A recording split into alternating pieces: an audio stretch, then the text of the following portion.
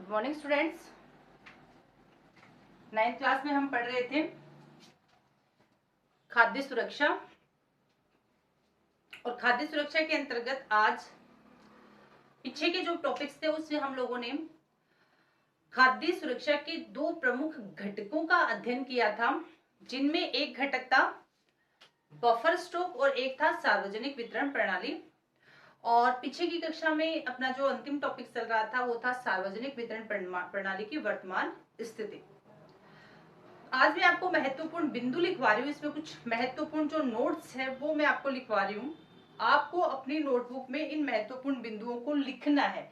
यानी आज मैं आपको जो टॉपिक है इसके बीच वाले जो जितने भी महत्वपूर्ण नोट्स आए हैं वो सारे लिखवा रही हूँ, और आपको अपनी नोटबुक में वो करने हैं। तो हमें जो बिंदु डालना है वो ये डालना है महत्वपूर्ण बिंदु।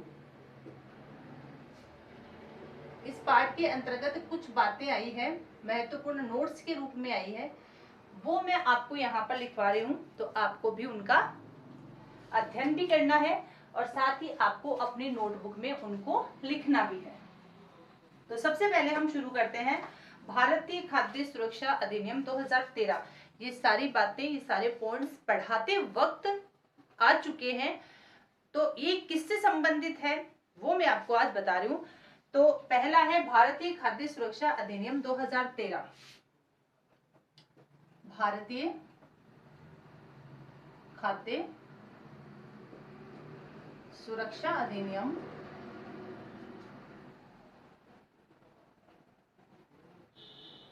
अधिनियम 2013।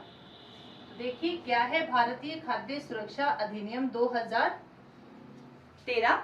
तो मैं आपको लिखवा रही हूँ, वो आपको अपनी नोटबुक में लिखना है। भारतीय खाद्य सुरक्षा अधिनियम 2013 के तहत भारतीय खाद्य सुरक्षा अधिनियम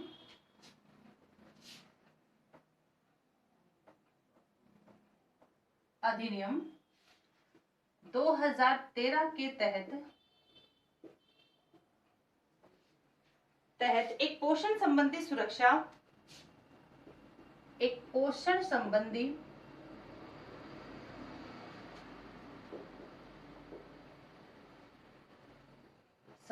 सुरक्षा सस्ती कीमतों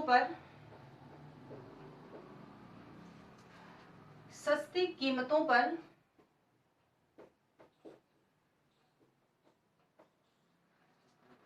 उपलब्ध कराई जा सके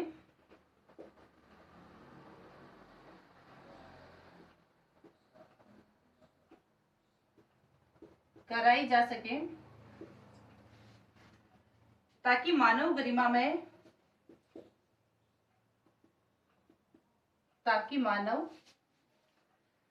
गरिमामय जीवन निर्वाह कर सके।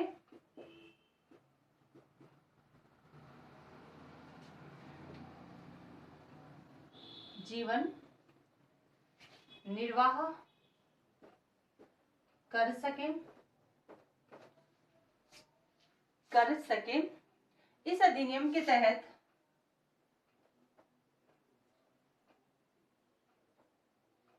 इस अधिनियम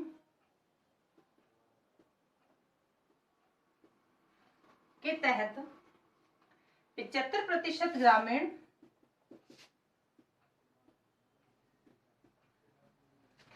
ग्रामीण जनसंख्या एवं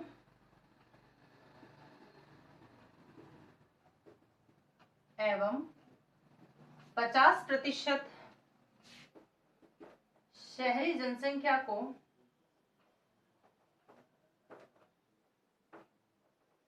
शहरी जनसंख्या को योग्य परिवार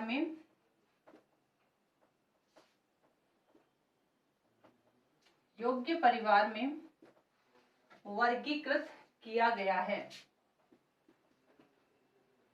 वर्गीकृत का मतलब होता है बांटा गया है, किया गया है।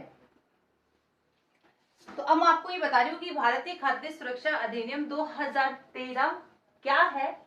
भारतीय खाद्य सुरक्षा अधिनियम 2013 के तहत क्या प्रावधान किए गए हैं किस तरह के अधिनियम के अंतर्गत नियम बनाए गए हैं, पोषण को सुरक्षित रखने के लिए किस तरह के प्रावधान किए गए हैं, वो मैं आपको बता रही हूँ। तो देखिए, भारतीय खाद्य सुरक्षा अधिनियम यानी कानून बना है 2013 में। भारतीय खाद्य सुरक्षा अधिनियम 2013 के तहत एक पोषण संबंधी सुरक्षा यानी लोगों को जो भोजन संबंधी सुरक्षा है, पोषण संबंधी जो सुरक्षा है, वो सस्ती कीमतों पर उपलब्ध करवाई जा सके।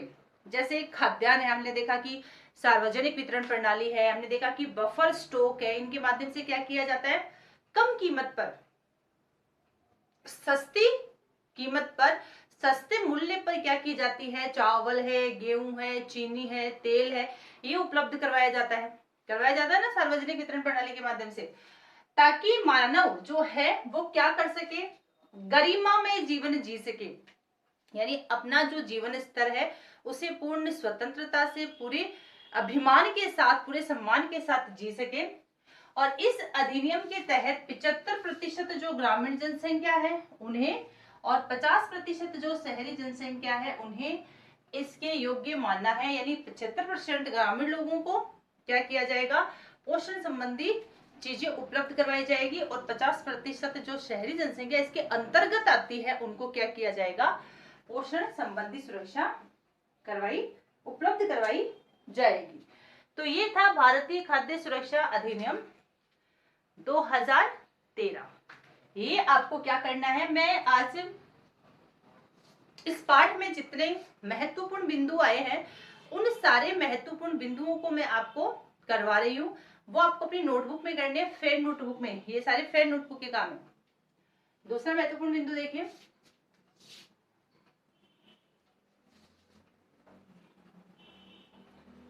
ये आपके आया था नाम बीच में। अगला देखिए,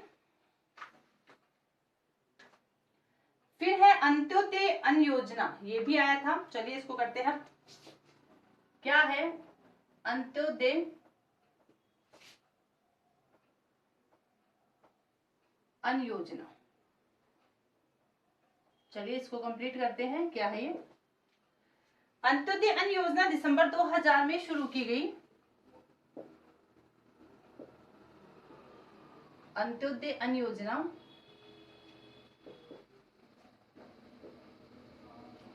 दिसंबर 2000 में शुरू की गई।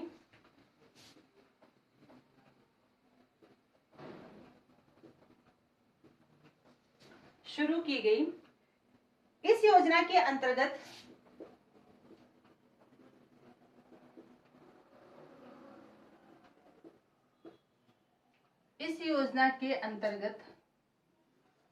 लक्षित सार्वजनिक वितरण प्रणाली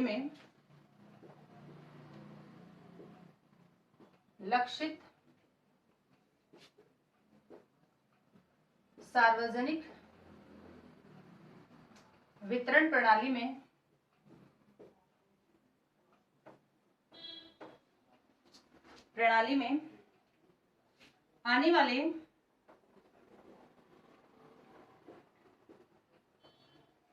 निर्धनता रेखा से नीचे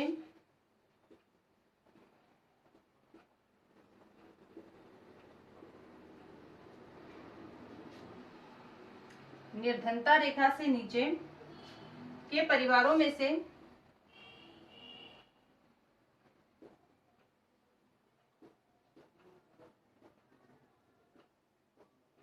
परिवारों में से 1 करोड़ लोगों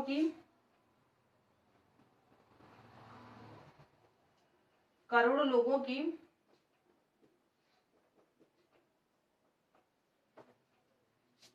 पहचान की गई।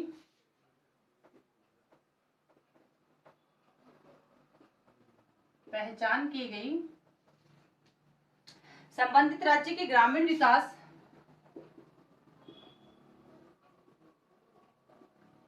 संबंधित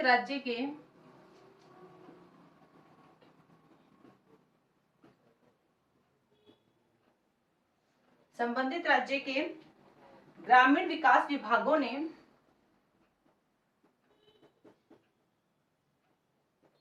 विभागों ने गरीबी रेखा से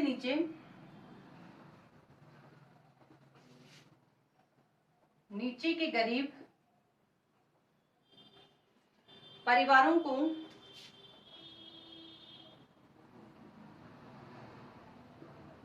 सर्वेक्षण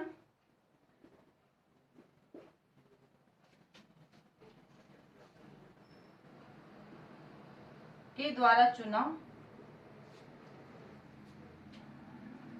2 रुपए प्रति किलोग्राम गेहूं,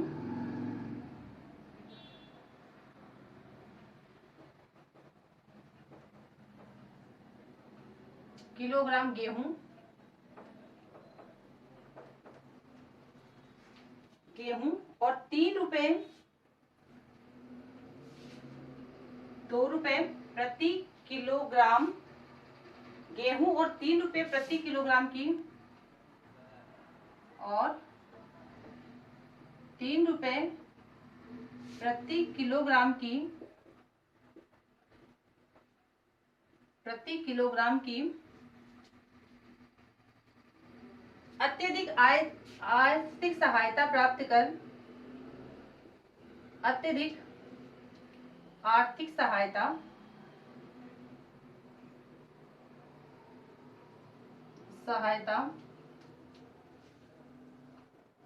प्राप्त कर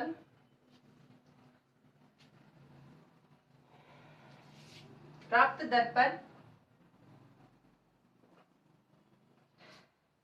पर प्रत्येक पात्र परिवार को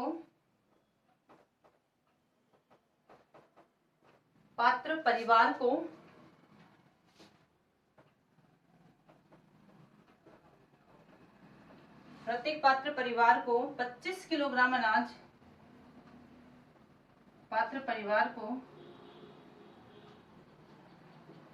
25 किलोग्राम अनाज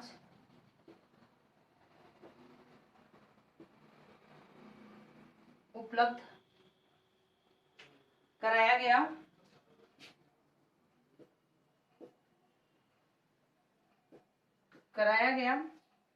अनाज की यह मात्रा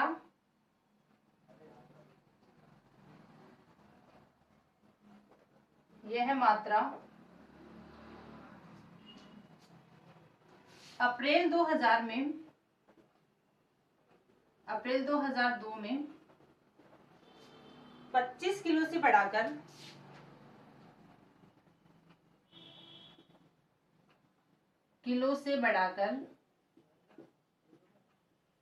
35 किलोग्राम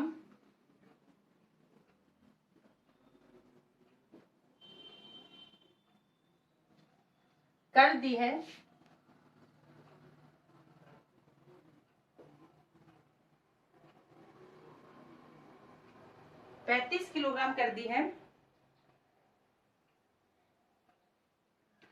और इसके अंतर्गत अब मैं आपको बता रही हूँ कि अंत्योदय अन्न योजना क्या है। तो देखते हैं, आपको ये पूरी जो अन्न योजना है अपनी नोटबुक में लिखनी है। आपको मैं ये बता रही हूँ, समझा रही हूँ कि किस तरह से अंत्योदय अन्न योजना है। तो देखिए इसके अंतर्गत क्या होता है। अंत्योदय अन्न योजना दिसंबर 2000 में शुरू की गई थी और इस योजना के अंतर्गत लक्षित सार्वजनिक वितरण प्रणाली में, यानी पहले आपके नाम आ गया था लक्षित सार्वजनिक वितरण प्रणाली, यानी सार्वजनिक जो वितरण प्रणाली थी उसमें 2000 में क्या किया गया था, लक्षित रखा गया था, यानी लक्षित जो दर थी गरीबों की उसके सिद्धांत को अपनाया गया था। 1997 से सभी क्षेत्रों में लक्षित गरीबों में भी जो अत्यंत गरीब है उनको लक्षित किया गया। इसका तात्पर्य ये है कि गरीब जो है उनमें भी जो गरीब है उनको लक्षित किया गया, उनको निर्धारित किया गया, उनकी संख्या को निर्धारित किया गया, उन लोगों को निर्धारित किया गया। और उसके बाद में क्या किया, इनकी पहचान कितने लोगों में हुई, 1 करोड़ लोगों की पहचान की गई जिनको इस अंत्योदय अन्न योजना से जोड़ा जा सके। फिर क्या किया गया, संबंधित राज्य के ग्रामीण विकास विभागों ने क्या किया, यानी गांवों को दिया गया, ये उनके विकास जो विभाग है उनमें गरीबी रेखा से नीचे के गरीब परिवारों को सर्वेक्षण के द्वारा चुना गया। यानी सर्वेक्षण अभियान हुआ कि गांव में जो गरीबी रेखा से नीचे हैं, अत्यंत गरीब है, उनका पता लगाओ, उनका मूल्यांकन करो, उनका पता लगाओ, उनको चुनो। और उनको क्या किया गया, फिर 2 रुपए प्रति किलो के हिसाब से क्या की गई, 2 रुपए प्रति किलोग्राम गेहूं, यानी गेहूं का मूल्य क्या रखा गया, 2 रुपए प्रति किलोग्राम। और जो अन्य चीजें हैं उनका मूल्य क्या रखा गया, 3 रुपए प्रति किलोग्राम के हिसाब से उनको आर्थिक सहायता पहुंचाई गई। और प्रत्येक पात्र परिवार को 25 किलोग्राम अनाज उपलब्ध करवाया गया। ठीक है। और उसके बाद में ये जो अनाज की मात्रा थी 2002 में बढ़ाकर कितनी कर दी, 35 किलो कर दी। कौन सी योजना के तहत कर दी, अंत्योदय अन्न योजना के तहत। अब आपको मैं थोड़ा सा साधारण भाषा में समझाने का प्रयास कर रही हूँ। देखिए, अंत्योदय अन्न योजना है, इसके अंतर्गत उन परिवारों का को लक्षित किया गया है जो गरीबी रेखा, गरीबों में भी जो गरीब है, अत्यंत जो गरीब है। तो सरकार के द्वारा अंत्योदय अन्न योजना के अंतर्गत ग्रामीण जो विकास विभाग है उनके द्वारा एक सर्वेक्षण करवाया गया कि जितने भी गरीबी रेखा से भी नीचे आ रहे हैं, गरीबों में भी जो अत्यंत गरीब है, उनका सर्वेक्षण करो, उनका पता लगाओ। फिर उनको इस योजना के माध्यम से सरकार ने जोड़ दिया। और जोड़ने के बाद में सरकार ने क्या किया, उनको आर्थिक सहायता उपलब्ध करवाई और 2 रुपए प्रति किलो के हिसाब से उनको गेहूं दिया गया। और निर्धारित मात्रा कितनी रखेगी, 25 किलो। उसके बाद में 2000 में इसको, ये जो अनाज की मात्रा थी, इसको बढ़ाकर कितना कर दिया, 35 किलो कर दिया। आगे भी इसमें देखो क्या चीज जोड़ी गई थी, 2003 और 4 में 50-50 लाख के अतिरिक्त बीपीएल परिवार 2 बार जोड़े गए। इससे इस योजना में आने वाले परिवारों की संख्या कितनी हो गई, 2 करोड़। तो वर्तमान में जो अंत्योदय अन्न योजना है उसमें 2 करोड़ लोग इससे जुड़े हुए हैं। ठीक है, पहले 1 करोड़ लोगों को जोड़ा गया, फिर 50-50 लाख में जो बीपीएल परिवार थे उनको भी इसके अंतर्गत जोड़ा गया। तो इस तरह से 2 करोड़ लोग इस योजना के अंतर्गत क्या किए गए, जोड़े गए। कुल मिलाकर सारांश क्या आता है, शीर्षक क्या निकलता है, योजना से हम समझते क्या है कि सरकार के द्वारा एक लक्षित सार्वजनिक वितरण प्रणाली को अपनाया गया और उसके अंतर्गत जो गरीबों में भी अत्यंत गरीब है और साथ ही बीपीएल परिवार के जो लोग हैं उनको इस योजना के अंतर्गत जोड़ा गया ताकि उनको आर्थिक सहायता पहुंचाई जा सके और इसके अंतर्गत अनाज की जो मात्रा है उसको भी बढ़ाया गया। तो इस तरह से हमने देखा कौन सी, अंत्योदय अन्न योजना। ये महत्वपूर्ण है, इसे आपको अपनी नोटबुक पे करना है। नेक्स्ट देखिए क्या है, पॉइंट आता है सब्सिडी क्या है, ये भी आ गया। तो चलिए देखते हैं सब्सिडी क्या है। समर्थन जो मूल्य होता है वो क्या है,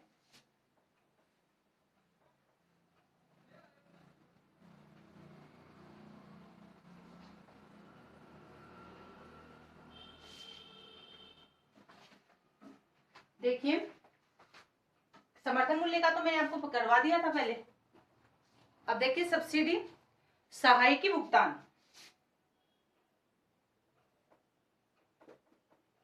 सहायकी यानी सब्सिडी।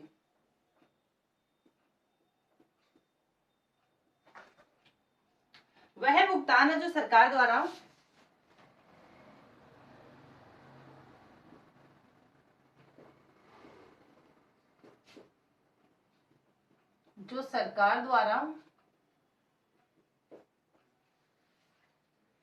सरकार द्वारा किसी उत्पादक को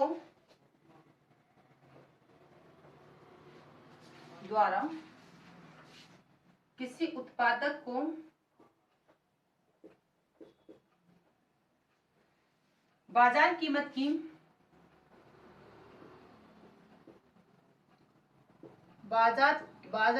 की अनुपूर्ति के लिए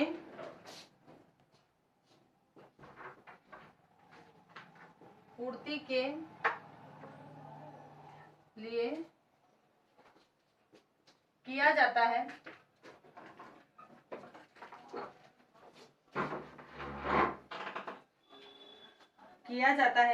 सहायकी से घरेलू उत्पादकों के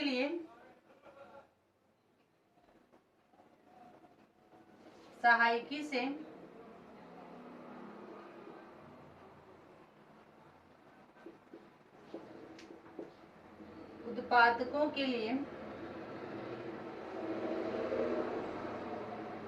ऊंची आय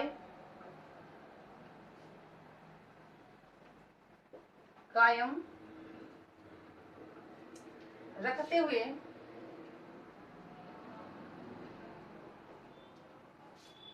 उपभोक्ता कीमतों को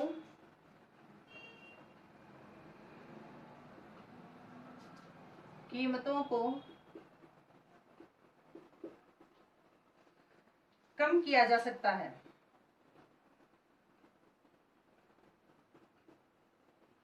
कम किया जा सकता है। चलिए आपको पूरी इसकी डिटेल बता देती हूँ कि क्या है ये। सहायकी सब्सिडी वह भुगतान है जो सरकार के द्वारा किसी उत्पादक को बाजार कीमत की अनुपूर्ति के लिए किया जाता है। यानी सरकार के द्वारा किसी उत्पादक जो है, उत्पादन करने वाला, वस्तुओं को उत्पादन करने वाला, तो उसको जो बाजार कीमत की उसकी अनुपूर्ति है, बाजार जो उसकी कीमत है वो उसकी वसूल हो जाए, इसके लिए सब्सिडी प्रदान की जाती है। सहायकी से घरेलू उत्पादकों के लिए ऊंची आय कायम रखते हुए उपभोक्ता कीमतों को कम किया जाता है। तो इस तरह से आपको ये जो सब्सिडी है किसे कहते हैं, ये करना है। अब आता है न्यूनतम समर्थन मूल्य। देखिए दोनों अलग अलग है। सहायक सब्सिडी को इंग्लिश में सब्सिडी बोलते हैं, उसको बोलते हैं हिंदी में सहायकी भुगतान, ठीक है। और उसके बाद में आता है न्यूनतम समर्थित मूल्य। न्यूनतम समर्थित कीमतों के बढ़ने से सरकार की खाद्यान्नों की जो वसूली अनुरक्षण लागत बढ़ गई है। एफसीआई की बढ़ती परिवहन और भंडारण लागत ने इसे और बढ़ा दिया। ये मैंने पहले भी आपको करवा दिया था। देखिए इसके अंतर्गत जितने भी आए हैं वो राशन कार्ड वाला भी हो गया था कि अपने राशन कार्ड कितने होते हैं, और इसके बाद में जो महत्वपूर्ण नोट्स में कौन से लिखवा रही हूँ, अगर आपके पास किताब है तो आप किताब से भी देखिए इसको, कि एक तो ये भारतीय खाद्य सुरक्षा अधिनियम 2013 वाला लिखवाया है मैंने। इसके बाद में मैंने अंत्योदय अनुयोजना आपको करवाई है, यहाँ से मैंने आपको सब्सिडी करवाई है।